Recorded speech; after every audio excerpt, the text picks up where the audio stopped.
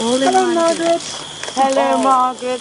This is a glass of champagne for you to celebrate your 15th Amazonian adventure. Thank you. We're all very proud of you. Oh, you're all wonderful. It's a tremendous I thought it surprise. might be. What a better place. Someone's been planning in secret. They certainly have. Margaret, do you think you'd better blow them out all in one go? I have my doubts. Have some more champagne. I'll take a few sips and then I think it will probably strengthen me. You tell me when I have to blow. As soon as they all light it. There we are. Right. There you are, go. 15, going Now, strong. Here goes.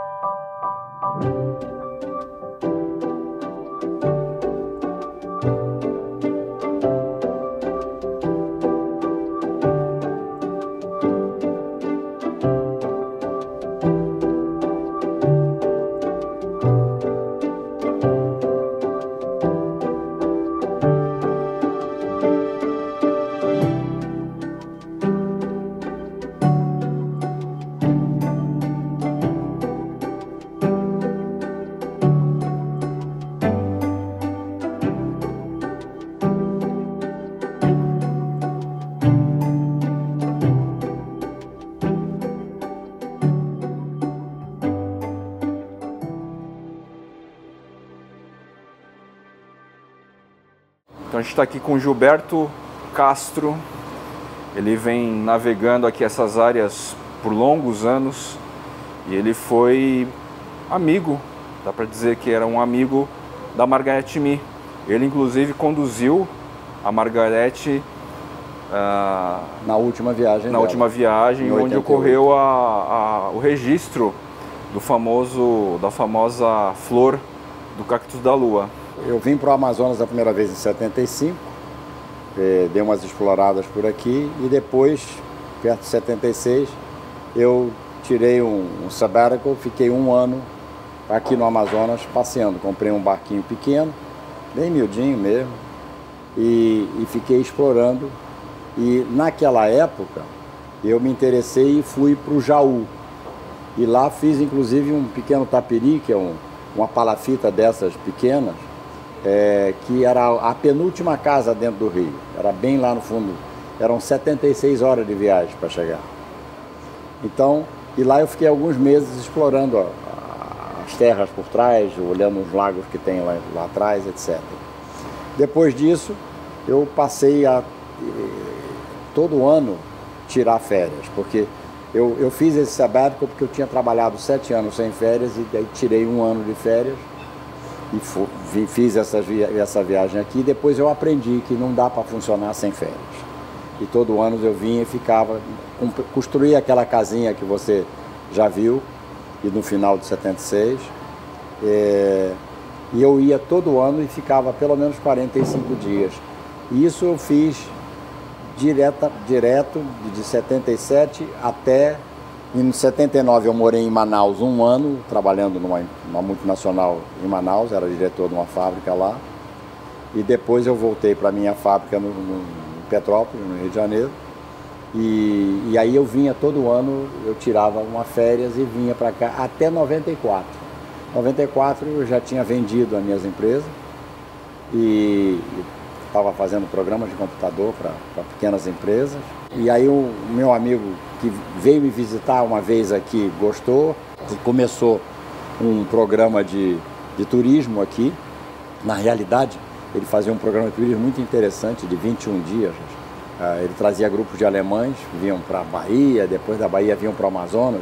E aqui eu ajudava ele, nós fazíamos uma semana de viagem aqui, daqui iam para o Pantanal, depois eles iam para Foz do Iguaçu, depois iam para Rio de Janeiro, para Angra, e depois eu ia embora. Eram 21 dias. E eu ajudava ele aqui ajeitando um barco. Ele não tinha barco na época.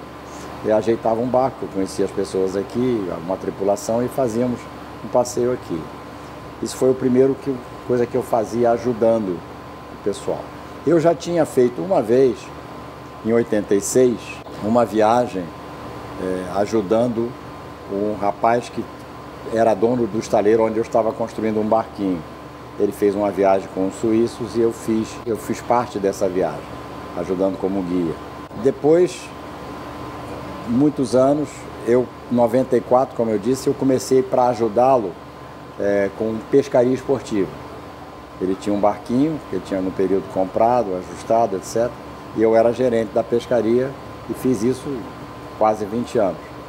E depois, no final, eu construí esse barco, o Ota, e passei a alugar o barco para ele fazer as pescarias, e eu faço essas viagens ecológicas, de ilustração botânica, como eu estava conversando, de ilustração botânica com grupos de interessados em plantas específicas como orquídeas, bromélias, e agora possivelmente vamos fazer um grupo para pessoal interessado em aráceas. Esse é o levantamento que nós estamos fazendo no momento agora, né? E em relação a Margaret foi interessante, porque quando eu decidi vir para cá fazer o meu sabbatical, eu descobri a respeito de Margaret e, cara de pau, fui lá, bati na porta dela. Ela morava no Rio de Janeiro, ali na subidinha em direção àquela parte da Floresta da Tijuca, né? E tinha uma casa muito curiosa, muito interessante. Expliquei para ela que eu era biólogo, que eu estava vindo para cá passar um período e que eu sabia que ela tinha bastante experiência já nessa época. Ela viajava para cá, viajava sozinha e às vezes vinha uma amiga, mas muitas vezes ela via sozinha, contratava um índio ou um caboclo para ajudar ela na lanchinha, no barquinho, na canoa dela, que era semelhante a mim. Então, para ela me dar umas dicas. E ela foi muito simpática, me deu uma série de informações, porque a gente tem uma noção muito errada do Amazonas, né? O público em geral, brasileiros e estrangeiros, nós temos uma visão muito hollywoodiana, né? Muito catastrófica do Amazonas, né? Então, ela me deu uma série de instruções, me deu o nome de pessoas que ela conhecia, importante sim, de conhecer, como o diretor do Hospital de Moléstias Tropicais em Manaus, etc. Então, e aí eu fiz esse primeiro contato. Passei aquele meu ano aqui, e quando eu voltei, eu tinha já construído essa casinha que você viu, e eu fui até ela e conversei, expliquei, contei a minha história, que eu tinha vindo aqui para o Jaú, coisa e tal, tinha gostado muito, mas como era muito longe, eu tinha feito essa casinha junto lá na frente das Anavilhanas, etc. E ficamos amigos, de tempos em tempos a gente se encontrava na casa dela, etc. Então, eventualmente, em 82, ela veio a mim e pediu se ela poderia ficar na minha casa. Aí eu falei perfeitamente. Aí eu consegui, o senhor que trabalhava comigo morava perto onde eu tenho a minha casinha, tinha a casinha dele lá, nós fizemos. E ele cuidava do barquinho, tinha um barquinho super simples, mas que para ela já era um luxo perto da canoa que ela tinha, que ela não tinha mais. Ela tinha perdido essa canoa. Então, ela veio com uma amiga e ficou na casa, ficou em 82, se não me engano, umas 3 semanas, uma coisa assim. Eu não vim com ela veio só com essa amiga e o meu amigo Paulo, o rapaz que trabalhava, o senhor que trabalhava comigo, ajudava, levava ela de canoa para procurar as plantas, etc. E ela aqui ficou. Depois, isso foi em 82. Ela fez outras viagens antes e depois, né? E eventualmente, ela sempre comentava comigo que ela estava escrevendo o journal dela, né? A história das viagens dela. E eu incentivei, falei, olha, provavelmente você viu coisas na Amazônia que a gente não vai ver mais, porque o mundo é muito dinâmico, as coisas estão mudando muito, né? E ela tinha uma preocupação ecológica muito grande, reclamava muito da destruição, porque ela, inclusive, sofria muito com isso, porque ela tinha, como ela passava de barco, ela via toda a destruição que acontecia na beira, onde ela conhecia as árvores, etc., e de repente chegava, não tinha mais aquela... É um fenômeno curioso. Aqui a floresta em geral, nós estamos ao norte do Rio Amazonas, a maior parte está aqui, porque quando você anda 1, 2 quilômetros para fora da beira dos rios, está tudo lá. Agora, na beira, justamente onde ela passava, é onde ocorre aquela destruição formiga. O cara vem, põe a casa dele, aí ele tira logo tudo dali para ter uma visão do rio, coisa e tal. E isso incomodava ela bastante. Aí, depois, quando chegou em por volta de 86, 87, ela conseguiu finalmente arranjar um editor que poderia fazer o livro dela como ela queria. Eu digo isso no sentido de que não era só mostrar, quer dizer, o texto das viagens dela. Ela queria botar no meio desses textos as obras delas, que são obras de fantástica qualidade científica, né? e artística. Então, porque ela queria uma pessoa que se comprometesse a fazer as pranchas onde podia se fazer a melhor qualidade de imagem. Então parece que era, se não me engano, impresso na Holanda, uma coisa assim. E foi um inglês, o Toni Morrison, inglês como ela, que topou fazer isso, que ela tinha feito 14 viagens até então. E aí ele falou, não, agora nós temos que montar uma viagem com você, que eu preciso tirar foto de você, trabalhando, pintando, etc., para complementar e finalizar a ilustração do livro. E ele perguntou para ela, o que você quer fazer? Que planta que você quer pintar? Aí ela falou, eu quero pintar uma flor da lua, que eu já pintei a planta, já pintei o fruto, mas como é uma flor que só abre uma noite, e aí acaba, se você não chegar lá no dia que ela está abrindo, você não tem mais chance. E aí, então, eu queria pintar essa flor, que eu saiba, nunca ninguém viu ou pintou. Certamente caboclos daqui viram, mas nunca deram a ela a importância botânica, né? E assim foi combinado. Aí ela falou comigo, ela sabia que aqui, da primeira viagem, ela já tinha visto algumas plantas aqui nas Anavilhanas. Ela me passou um desenho que eu peguei e trouxe para o meu companheiro aqui de viagens, e eu falei, olha, é isso aqui que nós vamos precisar. Isso foi provavelmente em dezembro de 87. E aí nós viemos para cá em maio de 88, mostramos a ele, olha, tá, e aí, você achou as plantas? Falou, não, achei. E saímos de barco.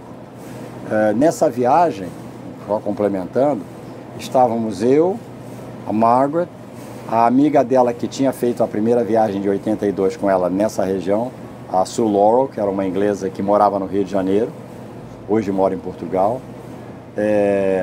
Estava também a Duquesa de Westminster, que era uma amiga dela de longa data, uma senhora, que veio da Inglaterra só para fazer a viagem com ela, o Toni Morrison, e ele trouxe um fotógrafo inglês que mora no Rio de Janeiro, o Brian Sewell.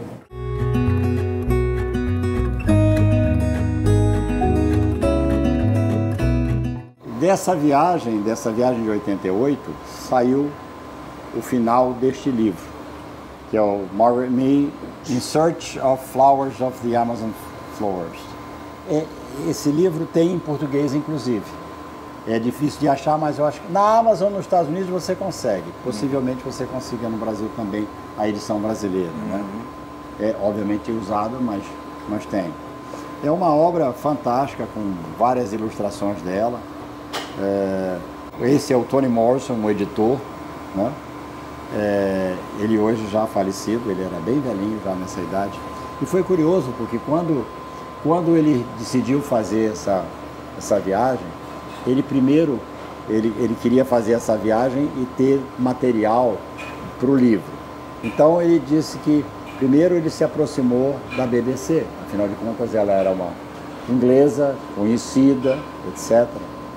E ele foi à BBC e explicou que o que ela queria fazer, que ela queria pintar a flor da lua, né? Que era um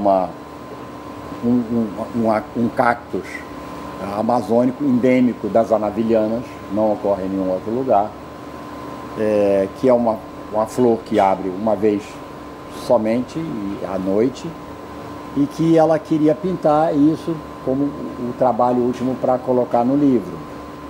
Então, ele foi lá e sabendo se eles queriam conjugar, fazer uma filmagem dela fazendo isso, que ajudaria a promover o livro para ele, né, que seria interessante, ajudaria que ele bancou os custos de passagens deles e viagem e tudo. Ele foi à BBC, aí eles conversaram com ela, e aí o problema foi o seguinte, eles chegaram e disseram, bom, primeiro você pode garantir que ela vai achar a flor e vai poder pintar? Ele falou, olha, é a natureza, nós não podemos garantir nada, né? Nós fizemos uma pesquisa científica extensa, quando a gente verificou que essa é a época mais provável, isso era maio que nós estamos falando, maio de 88, né? Essa é a época de maio, junho, é a época mais provável para se encontrar flores desse cacto. Então nós temos uma boa chance, mas não podemos garantir. E aí ficava meio assim, aí depois disse, mas que idade ela tem? Aí eles, bom, ela tem 78, ela vai fazer 79 lá na viagem. Aí eles pararam, assim, 78. E se ela morre? Ele disse que foi muito engraçado, porque ele ficou assim, bom, ela tem 78 anos, isso pode acontecer, mas nós esperamos que não, mas a gente não pode parar de viver porque talvez possa morrer um dia, né? E aí eu sei que eles não toparam. Aí ele foi ao Discovery Channel, a mesma conversa. E aí eu disse, bom, eu vou bancar. E ele bancou, fizemos um negócio menor, mais reduzido, menos tempo e tudo. E curiosamente nós viemos, demos sorte, encontramos uma flor maravilhosa numa posição muito boa para ser pintada por ela, onde encostamos o meu barco numa árvore que tinha na beira do Igapó, que tinha 5 ou 6 botões, muito bonita a planta. E nós vimos abrir uma ou duas dessas plantas, ela teve a oportunidade de pintá-las, foi fantástico. O aniversário dela de 79 anos foi lá em casa e os homens foram embora e as mulheres ficaram na casa 3 semanas, 2 ou 3 semanas depois. O senhor que trabalhava comigo morava na casinha dele, vinha todo dia, ajudava, levava elas para passear, ou quando tinha pegar alguma flor, alguma coisa, ajudava, mas eram dormindo ali. As duas dormindo dentro de casa e a Margaret na rede do lado de fora. E o pessoal, mas o senhor vai dormir do lado de fora na rede? Ela disse, eu fiz 14 viagens. A maioria das vezes eu dormia na rede no mato, na beira. Uma vez tinha uma cobra debaixo da minha rede quando acordei de manhã. Então, para ela aquilo era um luxo. Nós tínhamos água corrente, tínhamos toalete, a casa para ela era um luxo, que para uma senhora já de idade ajudava bastante. Era uma pessoa fenomenal, de uma força de espírito muito grande. Ela fez lá 79 anos, ela já tinha feito cirurgia de bacia, trocado 2 répos. Ela, quando sentava nos últimos 5, 10 centímetros, ela praticamente caía, porque ela já tinha muita idade. Ela sempre foi uma mulher muito frágil de aspecto, ou seja, parecia magrinha, falava muito manso, mas de uma força interior muito grande. Quando ela pintava essa planta, nessa árvore, ela estava no sol, porque não tinha outro jeito, em cima do barco, sentada numa cadeirinha, a planta em frente, e ela pintando. Eu me lembro muito ela conversando comigo, e aconteceu alguma coisa, eu fico um pouco nervosa quando eu pinto. Cranky foi a palavra que ela usou, né? Assim, meio implicante. Não, tudo bem. Ela passou vários dias preparando a planta em si, né, esperando as flores, porque você não faz uma obra dessa em meia hora, não. São dias e dias e às vezes mais de um mês para finalizar uma obra dessa. Então ela preparando o desenho, algumas flores, algumas folhas, as cores, porque varia, e ela preparando aquilo tudo. No dia que nós chegamos, ela já tinha trabalhado o dia inteiro, chegamos na planta, 5 e pouco, nós vimos que ia abrir uma flor, já tinha aberto no dia anterior, onde nós não estávamos lá, mas que a gente percebeu que uma das flores ia abrir. Então, começou a abrir 5h30 para 6 horas da tarde, e é interessante porque é uma flor grande e que a gente consegue ver fisicamente as pétalas se abrindo. Então é bem impressionante. Tem um perfume muito forte. E ela começou a pintar isso 5h30, 6 horas.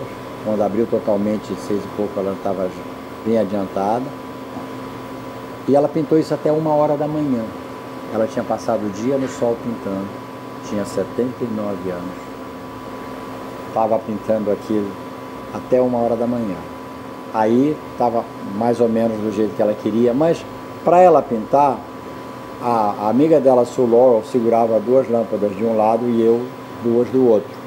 Existe no livro, inclusive, uma foto dela, onde eu não apareço, mas aparece a Sue Laurel segurando as lâmpadas. Então, isso incomodou um pouco a abertura da planta. Nós percebemos, porque ela tinha coletado, logo no início da viagem, uma planta que tinha caído da árvore, estava pendurada no cipó, tem essa foto, inclusive, no livro também. Levou lá para casa, tinha 3 botões essa planta. Uma daquelas flores pode ser que tenha aberto. E chegamos lá, a flor tinha aberto, uma delas, e estava perfeita. Ela falou, mas ela está mais perfeita, eu preciso melhorar. Todo mundo foi dormir e ela, com 79 anos, ficou pintando até 3h30 da manhã. Aí é o que eu digo para as pessoas. Sua mente leva você onde o seu corpo diz que você não pode ir. Se você pensar as condições físicas dela, a idade, ela não teria condições de fazer isso sem uma força mental absoluta. Mas ela era uma mulher muito apaixonada nas coisas que ela gostava, na pintura dela, na defesa da ecologia. A Margaret defendia ecologia nos anos 70. Não se falava em ecologia. Deixa eu explicar para vocês. Eu me formei na Universidade Federal do Rio de Janeiro em Biologia. Na época ele chamava História Natural. Você fazia Biologia, Zoologia, Botânica, Matemática, Física, etc. Química. No ano que eu saí da faculdade, em 73, foi criada a cadeira de Ecologia. Eu não tive Ecologia no meu currículo. Essa cadeira só foi criada depois de 73. Nessa altura do campeonato, desde os anos 60, a Margaret já estava reclamando de destruição na Amazônia, de necessidade de conservação. A cadeira de Ecologia, que na realidade hoje junta todas as cadeiras, é que onde você estuda as plantas, os animais e as interações entre si, não somente entre as plantas, mas as plantas com os animais. Isso que é ecologia. E as pessoas não entenderam ainda. E nós somos ser humano, hoje perto de 8, ou já passando de 8 bilhões, nós somos o mais bem sucedido, digamos, numericamente pelo menos, animal da Terra. Nós somos uma parte da ecologia. Nós tratamos a ecologia muito mal. O Gilberto estava comentando aqui que o excedente de planta que ela coletava, que não tinha as características como as flores abertas e tal, ela levava para o Burle Marx. Exato, é isso? A maioria delas ela trazia para o Burle Marx, e o Burle Marx, obviamente com a habilidade que ele tinha com plantas, eles a recuperava das agruras da viagem, né? E às vezes, você sabe, uma planta pode demorar 1 ano ou 2 para florir. Mas quando floria, ele ligava para ela, ela vinha e fazia a pintura da planta completa com flores, né? E ela assim descobriu várias espécies novas. Várias espécies novas. Esse é o livro que foi produzido com as 15 viagens dela, inclusive a última que nós fizemos em 1988. E eu vou mostrar algumas pequenas coisas interessantes. Alguns destaques, Alguns destaques no livro, né? O primeiro que eu estou mostrando aqui é esse trabalho dela, que é uma Gustavia pulcra. Este é um trabalho, como eu disse, mais posterior de Margaret, porque tem a floresta em volta. Esse é um trabalho mais artístico do que científico. porque no final da vida dela, ela começou a brigar mais pela ecologia, que ela começou a achar que era mais importante do que ela fazer só um trabalho científico. É uma coisa linda. Este aqui é o Dr. Gilliam Prance, que era o diretor de Kew Gardens na época. Eu depois tive o privilégio de fazer 5 viagens com ele, como guia. Não foi nesse barco, esse barco não era pronto ainda. Foi no barco de um amigo meu, o Amazon Clipper. E esse eu acho que hoje é provavelmente o maior conhecedor de Amazônia botânica no mundo vivo. É um homem fantástico, muito agradável, nenhuma empáfia, muito conhecimento e principalmente um entusiasmo absurdo pela natureza. Morou no Brasil, morou no Amazonas, fala português, hoje não é mais diretor, porque lá tem uma idade máxima e até permitiram que ele ficasse um pouco mais, né? Mas e ele continua trabalhando. E aqui está Burle Marx e Margaret. Foi uma foto feita lá em 88 pelo Toni Morrison, né? Lá no Rio de Janeiro, que era o grande companheiro dela. Na realidade, ela mudou de São Paulo para o Rio para ficar perto dele e poder ficar perto das plantas para poder que ela trazia para reproduzir, para pintar. Aqui tem uma foto dela na mata. Parece curioso você ver essa, mas essa senhora era assim. Ela era muito simples, mas ela todo dia de manhã penteava o cabelo dela aqui até a cintura e enrolava na cabeça, botava um lacinho de veludo em cima, botava rímel e ia pintar. Ela dizia, não é porque estamos na selva que precisamos, que podemos dispensar com vamos dizer, as propriedades da civilização. A primeira viagem dela foi no Rio Gurupi, no Pará, certo? Em 1956. Foi quando ela começou a fazer os registros. Foi a primeira vez que ela fez uma viagem ao Amazonas. Quer dizer, ao Amazonas, digo, a região amazônica, né? Isso é no Pará, mas na região amazônica. E aqui na região amazônica ela fez 15 viagens. Porque ela morava em São Paulo e fez muitas viagens na Mata Atlântica. E tem muitas plantas dela reproduzidas da Mata Atlântica. Numa época que a Mata Atlântica era 10 vezes o que era é hoje. 10 vezes o que é hoje, né? Certamente ela reproduziu plantas de lá que talvez nem existam mais. E eu espero que não seja verdade, mas é possível. É possível. Isso aqui é uma das canoinhas dela. Eu acho que essa era a principal canoa dela, que é semelhante à nossa, é um pouquinho menor, tinha um motor maior, porque ela viajava, saía de Manaus com isso, certo? Normalmente ela disse que ela gostava de trabalhar com um índio, um caboclo com um índio. Ela gostava muito dos índios, que os índios eram mais adeptos a subir nas árvores, pegar, como um soldado, sobe em qualquer lugar, né? E ela ficava de vez em quando nessa sombreada, não? Esse sombreado ela ficava muito pouco. Ela ficava fora olhando com o chapeuzinho dela, manga comprida, calça comprida, toda coberta, mas isso é para as plantas. Tá. Para que as plantas que ela coletava, no começo, naquela época, se coletava plantas, ela fazia com intuito científico e artístico, trazia para junto da ciência, era permitido. Hoje já é mais difícil, você tem que ter uma licença prévia para poder pegar uma planta e levar, né? Mas isso para vocês terem uma ideia. Nisto ela passava 25 dias. Ela dormia na beira da floresta. Ela não dormia. Rede? Em rede. Aqui tem que ser em rede, porque no chão tem muita coisa aqui, a gente não sabe o que é. Essa aqui essa foto foi feita na nossa viagem, na 15ª viagem dela. Essa é a foto da minha casa. Casinha, não é? Essa é a foto da minha casa. A minha casa fica na margem esquerda do Rio Negro, em frente às Anavilhanas, né? Acima de Manaus, acima do Rio Cuieiras.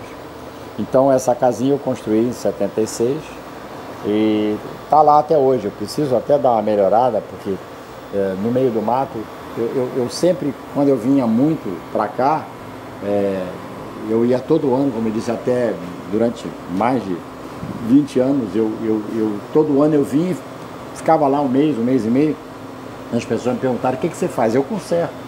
Tem que tirar os morcegos que entraram, coisa e tal, uma cobra, tudo bem, ajeitava. Aqui uma foto dela numa canoa que eu tinha, é nessa canoa que ela saía com o Paulo para olhar as plantas. É sua essa canoa? Essa canoa era minha, não existe mais, essa madeira já foi. Isso foi de 88, nós estamos em 2024. Sim. Estamos com Otter Boat agora. Otter Boat agora. E a nossa canoa é semelhante é dela, ótima. só que diferente. Não tem cobertura, porque a gente tem um chapéu. É maior? É muito maior um pouquinho. O motor é menor, porque nós estamos passeando. Não precisamos chegar a lugar nenhum, ela tinha que se mover. A varanda essa ela casa. Sentadinha na minha casa, lá, no cantinho, pintando uma planta. Até essa ela grudou no esteio da casa. Ali fora tem algumas que ela já botou em outros locais para depois apresentar para pintar. Tá vendo aqui, ó? Né? Isso tudo foi filmado e fotografado em 1988. Nós ficamos aí, eu acho que nós ficamos cerca de uma semana com ela, fazendo uma semana ou 10 dias, não me recordo, e ela ficou com as amigas ainda mais 2 ou 3 semanas. Aqui atrás, vamos ver, tem umas interessantes. Aqui, ó, lembra que eu comentei que logo que ela entrou no mato com o Paulo, olha o chapelão dela, sempre de manga comprida, coberta, calça comprida, não importa o calor, você tem que se proteger. Então, tá lá ela com o lacinho dela, tudo enroladinho. Se você pudesse verificar, tu ia ver que ela estava de rímel. E aqui está essa folha, que cada folha é uma planta de tecido nesse cactus, né? E aqui tem 3 botões grandes. Como ela tinha caído, que acontece muito, ela descola, porque ela normalmente fica colada na árvore. Mas é muito comum ela descolar da árvore e cair. E aí ela tinha 3 botões e ela levou para casa. Uma dessas flores é que ela usou para retificar. Para fazer o acabamento. Aqui está a foto da árvore, daquela flor principal que ela pintou. Nós encostamos o barco aqui e ela pintou esta planta. Esta é a planta que foi pintada. No ano seguinte, quando nós viemos para colocar as cinzas dela, que ela faleceu no mesmo ano de 88, em maio foi a nossa viagem, ela faleceu em setembro, num desastre de automóvel na Inglaterra.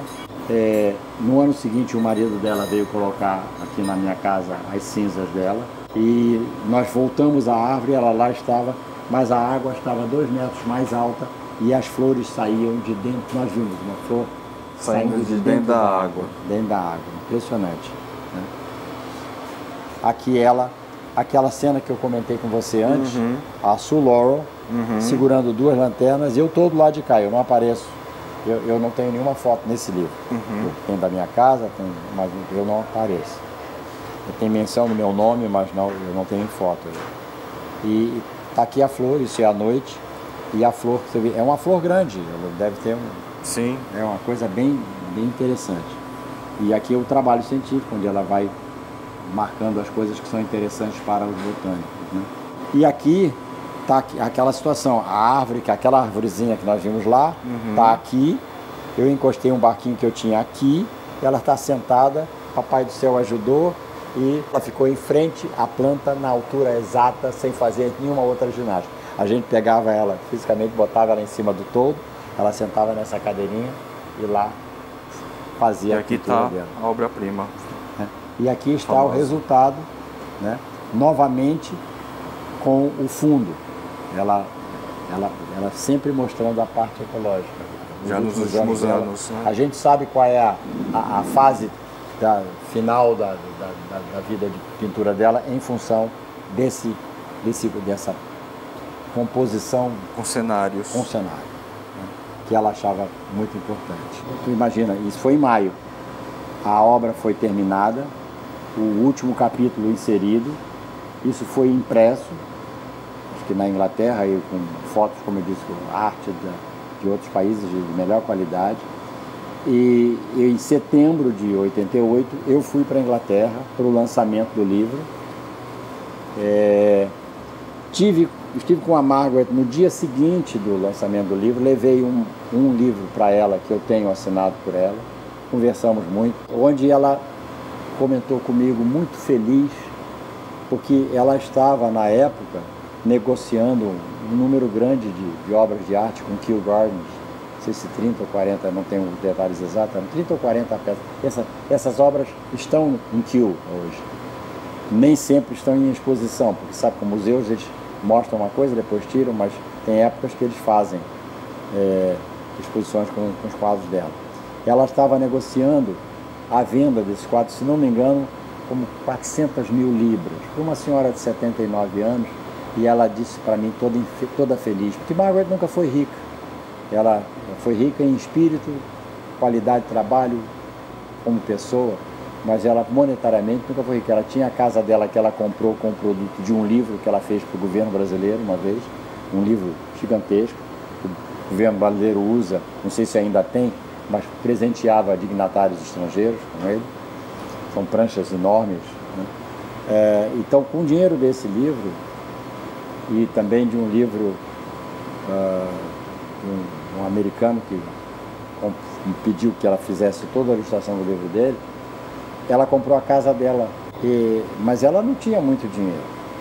E aí ela toda feliz, dizendo para mim, agora eu vou poder fazer todas as viagens que eu queria, porque ela agora tinha dinheiro. E antes a Varig, através de um amigo dela, o Pabst, que era um cientista especialista em orquídeas, que era amigo dela, às vezes conseguia passagens para ela vir. A Força Aérea Brasileira ajudava, de vez em quando dava passagens para ela. Dessas 15 viagens, muitas ela teve ajuda, sim. E muitas pessoas, como eu, que ajudavam e davam, e ofereciam, eu não cobrei nada dela, ela usou a casa, o barco, o pessoal. Muita gente ajudava porque gostava dela, entendia o trabalho dela e a personalidade maravilhosa dela.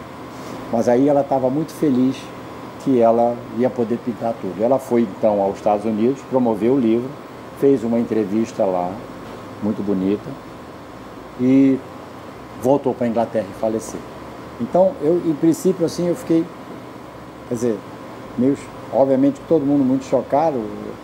79 anos é uma idade, tudo bem, mas vamos usar de automóvel, uma pessoa com tanta vida, com tanta capacidade de trabalho, tanta bondade, foi triste. Mas eu, depois de um tempo pensando, eu fiquei feliz por ela, porque afinal de contas, ela morreu realizando, ela realizou o sonho dela, fez o livro dela, ia ter o dinheiro para fazer, então ela está no céu fazendo as pinturas que ela queria. Porque, sabe, ela teve tudo realizado. É triste que ela foi, é triste para nós, para ela, quando a gente se vai, a gente se vai.